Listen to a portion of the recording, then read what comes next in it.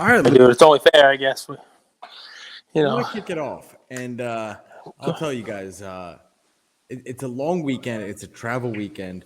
I haven't been feeling well, but I got an awesome co-host who holds me accountable and says, rule number one, Get play on. like a champion. Play like a champion. Show up. So That's it. That's the deal, man. It's all we can do. We can only control us, right? It's good to have good teammates. So here's what I'm going to do. Guys, this is your fractional report. I have four headlines. These aren't predictions. These are headlines that I want you guys to think about as you enter into 2022, which, Cage, the next episode we do with Collectable will be in 2022. So, guys, time flies. Let's make it count. I have four headlines, and I'm going to pass the buck to the king over there himself. Sweet. Yes. All right. So, number one, the Jake Paul effect, okay? What does that mean? The Floyd Mayweather card is up 30% this week. And I wonder, just a question, if it's because Jake Paul is bringing eyeballs back to boxing. You guys decide for yourselves. Do with it what you want. Second thing, Stephen Curry, $780K offer accepted for the National Treasures card. I think it was Super Trout and Sports Cards EX that bought that card.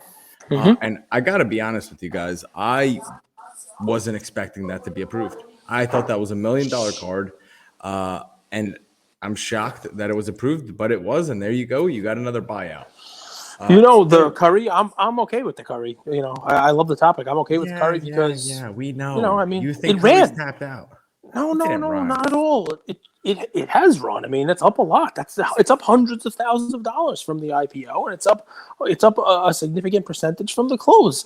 And there was a little bit of a bidding war that got involved there. It looks like at the end, right? There were a couple of offers coming in. So, could it go to $1 million? Sure. Has it run? And maybe people who are now going to get their 15.51 or whatever it is per share can put that into something else. And by the way, because you're at your midpoint of the two, there's something to be said about that, right? We're in the NFT space, and there was a coin drop, and a lot of people who are active got coin drops. And what winds up happening is they take that money and they put it into NFTs, and you see NFT prices go up. You talk about it on our other show. Is there also the potential people already have their money in Collectable? It's already on platform. When they get this cash out, will it have some sort of an impact on the stuff? When that money comes in, is there a similar card? Should our people be looking now at that type of a basketball play, a Curry type of card, a Durant? Someone who invested in Curry before is now going to have money being cashed out and money to use on the platform. What's a similar type of card they may be looking at? And is there a way to maybe for you guys to get ahead of that just in case that happens? All right, we'll talk about it. But what are the other two headlines? Look at you. I got you thinking. I got you thinking. I'm going to go to my fourth one then, and I'm going to say that this might be a place where people put their money into. And it's now the Chiefs look like a Super Bowl favorite. And Mahomes cards, the people who sold them, are now going to want to potentially rebuy in. So now you have new buyers coming in that are going to speculate for Mahomes to get into the Super Bowl. And you're going to have people that kind of sold off Mahomes being like, oh, I need to get back in because I kind of effed up. I could see some of this money going into Mahomes cards. Yeah, I mean, people who are modern, but legit modern, it's an interesting thing. It really is. It's the best speculative play out there right now, right? It's the best kind of gamble. You have a guy who's done it, who's been sold off, and now his team looks like a favorite. I mean, think about it. If you're Mahomes and Luka, we always compare those two, right? Yep. I mean, Super Bowl is a month and change away. I know you're not a huge Mahomes guy, and his cards did run up. Do you think? No, but we've been talking about that. We said it during the season that the Mahomes cards are going down, and if you were a Mahomes believer, that this is going to present you a buying opportunity. It's a dip. You only had on his cards. You only had that one time before. It was when he hurt his knee in season, and then what came right back, and the cards have gone up, tremendously. And people who bought in during that slight dip were all excited and able to kind of find a way to buy in on somebody. Look, is Mahomes going to win the Super Bowl this year? What's crazy about it is the Steelers are not a good team. And the Chiefs look good, right? Their offense look good. Their defense look good. They look good today against an inferior team. The league is nuts. We've talked about this. We do a show every Sunday for Whatnot, and we've talked about how on any given week, anything can happen. Heck, the Texans can show up and beat the hell out of the Chargers. I mean, literally, you don't know what. You don't answer. You don't answer any of my NFL texts. You purposely ignore them. Well, you texted me today. I just in the group when I'm wrong about my games. Oh, about the NFL sucking. I was watching a Spider-Man movie today with my kids. I went to the theater and saw Spider-Man, which it was interesting. A big tub of popcorn? No. I don't want a strep throat from movie theater popcorn.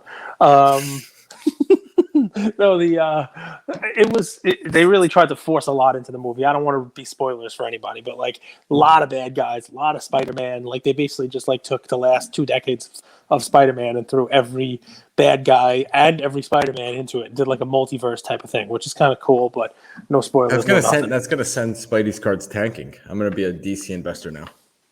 Why? Why is it gonna send them tanking? Because I didn't like it. The movie was all right. I'm sure it made plenty of money. I'm sure it made plenty of money. My son liked it. But you know what he liked the most was that at the end they do those trailers, and Venom showed up in the post-scene credit. The post-credit like extra scene. And I said to him today when we got home, I'm like, "What was your favorite part of the movie?" He goes, "Venom." After the movie, he likes Venom. I don't know why. It's I guess because he, Ian can go either way. He could be a bad guy or a good guy. It's kind of Venom. You never know. I think I need kids. I think I need to have kids to understand. I don't. I think I need to have kids to understand. So back to fractional. Do you want to hear my fourth one? Yeah, man. The fourth play. Let's hear it. Okay. And this is kind of my favorite. This is called LeBron's having a mental breakdown. Okay. And his team is playing poorly. There's not really any sign of hope of them turning things around. I think they may, but there's no sign of hope. But his cards are setting record highs, right? And I always look for things like that where there's a distinction. So just this past weekend, Shine, you guys know him, big collector, bought the LeBron Exquisite jersey number. There is that element for, I think, $2.4 million, which was a record for his card. Make with that information what you want.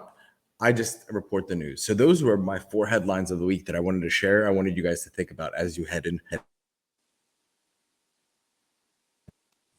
Gage, any comments, topics, anything you want to, any data you want me to go over? Well, the Luka Exquisite, or I mean not LeBron. You talk about LeBron. That's down. Do you think that this, the one that was on Collectable with a market cap of 1.2 million approximately, slightly down, and it was down in the prior weeks. Do you think that that's something where, the Curry National Treasures investors go in there? You think no, the battle lines are drawn. Curry investors are not necessarily LeBron investors. It's not really down, Cage. It's down like 6%. That's nothing in memorabilia in card world.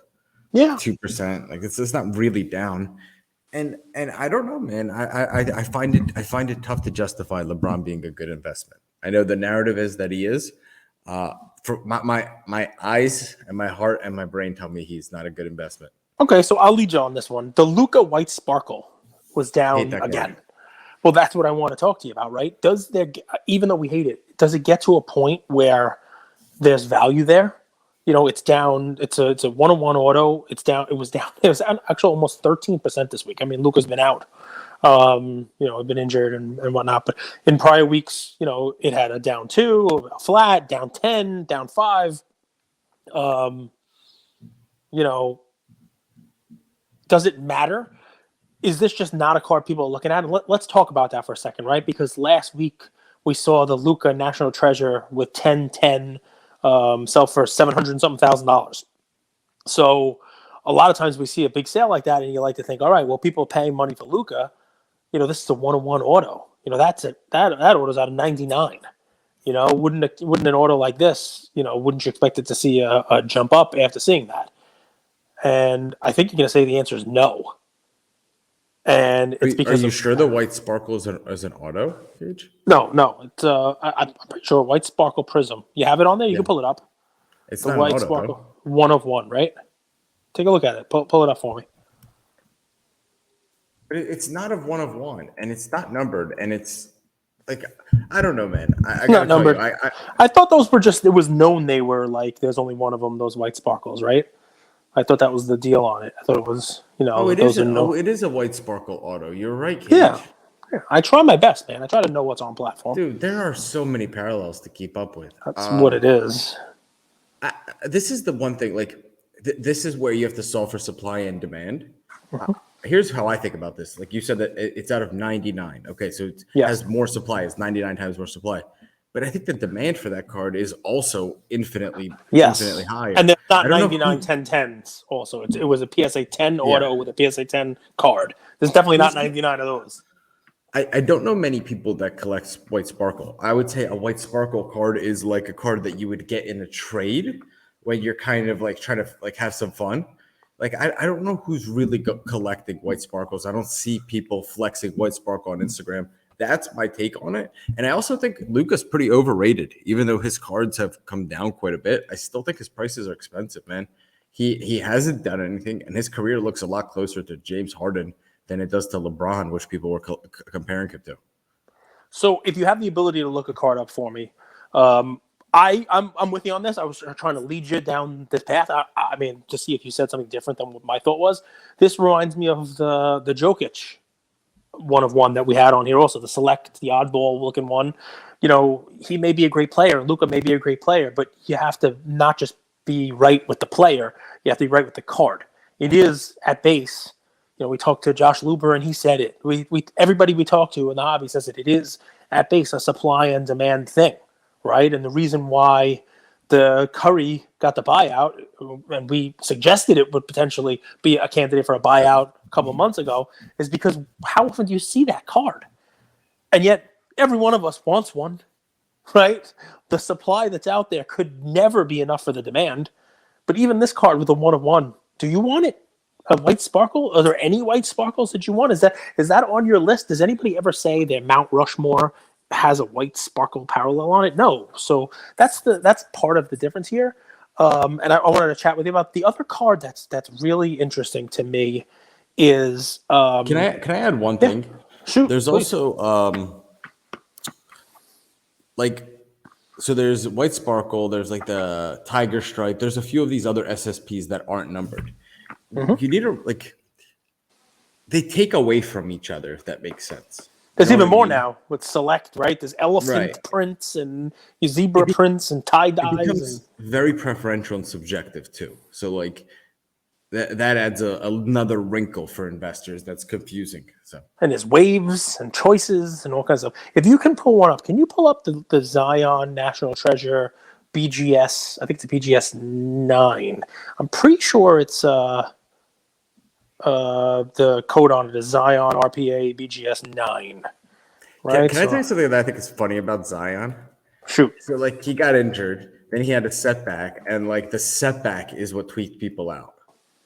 Yes. So look at the last week on this, and I think this is called the Stars and Stripes, right? I think. Right. So look at what this one, and remember, I mean, you could pull up the market price. It's obviously a beautiful card, right? What's that number to? 30, right? So I'm pretty sure nice I'm pretty sure it IPO'd at 20. You can pull up like the market value, the IPO value. I'm pretty sure it IPO'd at 20 per share with a market price of like 129K. Right, and it's now 8.3, down almost 60%. I mean, just a tremendous drop off from where it was. And can you stop using share price and start using market cap? Well, we just did market cap. You asked me that last week. Can you show some energy? Can you show up and do your hair? Can you do something on the show? Can you show up and actually do some research for one of these episodes? Can you stop telling me what to do and you actually show up and do something? Okay, so anyway, so on this card here, this is the Zion, right? So anyway, why this one's relevant is you didn't take like a my look at headlines? No, dude. 4 headlines was fun. So you know I love you. So this one here, it had a recent sale, the same card, which is interesting, right? Leland's, which no one really looks at. You'd call it a boomer auction and make fun of me for it and call me a boomer.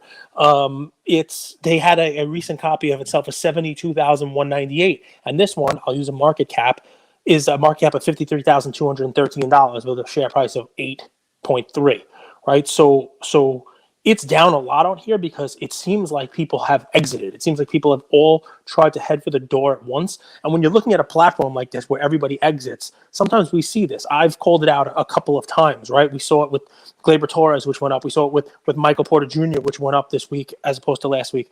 We saw it with the Trey that was down and went up week over week. Every time we find one of these cards that people are running for the exit and you look at the chart and you see that dip in the chart, look at that. that end of it, like the 1 week chart on this. I mean, it's a huge dip and then flat, right? So this is one of those cards where people wanted to get out, but now so many people got out, and it was such an exit that it's sitting with a market cap of 53,000 with a recent sale at Leland's for 72,000, which is significantly more. Now, 72 is not 125, which is what it started at for a market value, and clearly not a lot of people want to put their money in Zion right now, but we talked about those potential if you're a believer in Mahomes, right? That dip was a buying opportunity for you, right? That you could get in when Mahomes looked crappy. It's a little different. Zion's huge, and who knows if he's coming back or when. And I'll ask you that. You're the basketball guy. Do you think Zion plays this year? 50-50. 50-50? I think that's fair. I think those are fair odds. Well, listen, we usually don't get that sort of a 1-for-1 type of auction result. The Leland's auction ended on December 11th. Same BGS 9, same numbered out of 30 stars and stripes, and and it ended for over 70. And this one here is significantly less now with a market cap of 53. So I'm not saying this one is a buy. I'm saying we look at those fundamentals. We try to look at the ones that are out there where you see that, this, and then boom. We know why, though. Remember, we've looked at other cards in the past, and we said, all right, Trey was last week's, right? There was nothing going on with Trey, right? Other Trey cards were going up. Most of Zion's cards are going down. This one just happened to be one that kind of fell a lot more than the rest of them. So that's the interesting one. Another one for you to look at. I'm surprised by this, but I want to hear what you think. Our friends in the silver basket. The Ja, Luka, Zion, and Trey silver basket. Friends in the right? Basket. So we Who's talk your about best that friend one. in that basket, Cage? Who's your best friend in that basket? Trey, right? Because Trey was the one that's not really that was actually playing, but Trey had COVID, right? But look here. I want you to look at the chart from last week. Pull up last week's chart, and do me a favor. What happened? What happened? Up 32%. What happened this week? Did it just get beat up? Was there a dip? What happened this week? I mean, Zion's in here. I mean, Ja is not exactly doing anything spectacular. We've talked about Luka's other cards coming down. What is going on in your brain that would cause this to pop the way that it did? Silver, no one's really looking for silvers. Everybody's looking for gold. What happened? I mean, just doing quick math, it feels overpriced, right? Like, I mean, Luka's silvers, let's say they're $4K each, 8,000. Mm-hmm. Yep. I mean, the rest, Trey, let's say two Trey silvers are 3,000, two Josh silvers are 3,000, and yeah, I'm getting 20K as max on its best day. Yeah, on its best day. I don't know. It's high, and what would that one surprised me? So we look at the and if we could, that would be interesting. We look at the data that's presented to us, guys, and that one stood out to me. The Zion down as much as it did stood out to me. This one we've been talking about. It's almost like every other week. I remember talking about this one back in August when I was traveling and saying it makes no sense at all. You can find these cards. You can buy this basket yourself for significantly less than it's at. I find it odd, and I don't like calling these out because I don't know who bought into this and put that much money in there. But if I were on this platform and I were in that particular item, financial advice, whatever it is, I would use that run up as an exit. Because what's the best case scenario for any of those four guys? The Hawks don't look like they're going to do even what they did last year, right? Luka's probably not going to have a home playoff series. He looks about as good as he did last year, and maybe even worse. Zion may not play, and Ja's team is a borderline playoff team. Like, what's going to give you a better exit than this recent run up? I don't see one. So, we try to talk, strategy on these things. And sometimes it's not, wow, this is a bargain. Sometimes it's, wow, this one ran up. And it may give you an opportunity if you're holding it to get some liquidity now, because I don't understand why it ran up. And you seem to you seem to agree as well. I don't see it there. The complete other end of the spectrum, a card we talked about last week. And, I don't know why it behave the way that it did, because again, I don't think he was on the COVID list that I know of. But Willie Mays,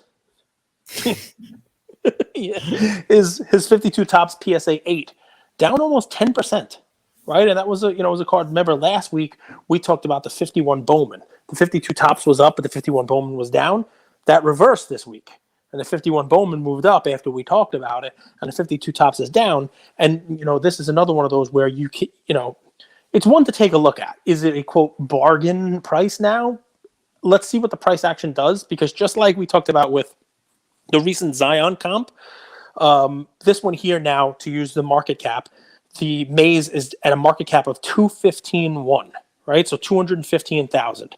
And the recent REA auction, which ended on December 5th, the Robert Edward auction, that same card sold for, or I misquoted here, 258,000. So 215, 258. You're talking about a $40-something thousand difference, 15, 16%. It's not a huge thing. Not every eight's the same, but this is one I would put on my kind of watch list and see if it fell down below that 2 range and, started to, also, people are exiting it. There may be a price point where, based on recent comps, this becomes, a potential buy. Those were the ones that kind of stuck out at me, especially that Maze. It's now down. It IPO'd at 10. I know we don't talk about share price. We talked about the market cap on it now, right? The market cap on it is 215,000. It IPO'd at 10, which was slightly higher than that because now it's sitting at like $9. So it's down basically 10% from the IPO. It was as high 2 months ago as $20 a share. Which, if you do a quick market cap on it, means this thing was sitting at over $400,000 in market cap, in secondary trading. If you look at the chart on this, so it's definitely look at that chart. I mean, you can see it definitely moved up, right, and now it has come down. So I don't know why. Obviously recent comps play a role in it, but it has corrected. It's now lower than it was even when it IPO'd. So it's one of those to kind of look out for. To me, we talked about the 51 Bowman as the real rookie last week, but this is the card I think that actually has a little more demand. People love that 51 Bowman, but it's the same as Mantle. People love the 51 Bowman for him too, but the 52 Tops is an iconic top set. There's a 51 Tops, by the way, not of those guys. There is a set. It's weird, like, red back, blue back kind of thing. But yeah, man. But I mean, those were the ones that stuck out at me. Other kind of like headlines, if you want to chat about it, it's every week we kind of mention this because it hasn't had, in the last 7 weeks, it hasn't had an up week. And it's one that I may like to add to my own portfolio, not through Fractional because I don't purchase on this stuff. Come what may, say what you like about that. I just want to make sure that you guys know I'm not giving anything that I'm currently in. But the Gretzky Opeachy PSA 9 down another, not a huge drop, but down another 2 and change percent after being down 6%, 2%. I think 3%. It's been on the down week, every week over week. Every week for the last 7 weeks, right? The market cap on that one, just to give you market cap on it, is 137.3 against the recent Robert Edwards, same auction, recent Robert Edwards, 156. So it's about $20,000 less than, same as that Maze, really, about 15% less. Not that all cards are not created equal, especially the Gretzky. You got to look at them. Some have a little more edge whiting, you name it, and that does take into account that 10 or 15% difference. But that's another one I'd put on kind of like a watch list and see if it continues to tick down. All of a sudden, these things go from watch list to potential bargains. Your favorite Ruth SGC 8. Basically flat. I mean, it was down 10% last week and, down 1%-ish this week. Another one potentially for the watch list because it's at a market cap of 220 against the recent Heritage result of 288. You're starting to get a pretty decent gap between those two. So, yeah, I mean, that's what you got. You want to go through like the IPOs, the recent IPOs that were funded and what's coming up. Obviously, it's probably a little quieter week because it's the week between Christmas and New Year here. So I think there's only 2 IPOs. Definitely. What do you got? And I think something to look out for, guys, is the World Cup. It's as we turn the calendar to 2022, the World Cup is 6 months away, and it's always the hype over the news. And same thing with Formula One. kind of as we head into February, maybe end of January. I don't know when the run up begins, but I do think that people are going to start shifting their attention. And when they shift their attention, they shift their dollars. SGC 10 Jordan. I've been thinking about this card a lot, Cage. First off, that card looks really cool in a tux. So there is that. But I'm curious how the SGC Jordan is going to perform relative to the PSA 10 Jordan. So I'm curious. I'm going to track that. And guys, we'll let you guys know over time how that behaves, because I think that's going to be an interesting thing to watch. We got the Sandy Koufax Cage, 1956 grayback PSA 9, fully funded. The only one that still has a little bit of space is the Cristiano Ronaldo 2003 Mega Cracks PSA 10. The interesting thing with that is Portugal or Italy might not make the World Cup. If I remember correctly, that is something to look out for. So you could see a bit of a sell-off. And if you get your money tied up in that card now, you have to wait 90 days. So you might not have that opportunity.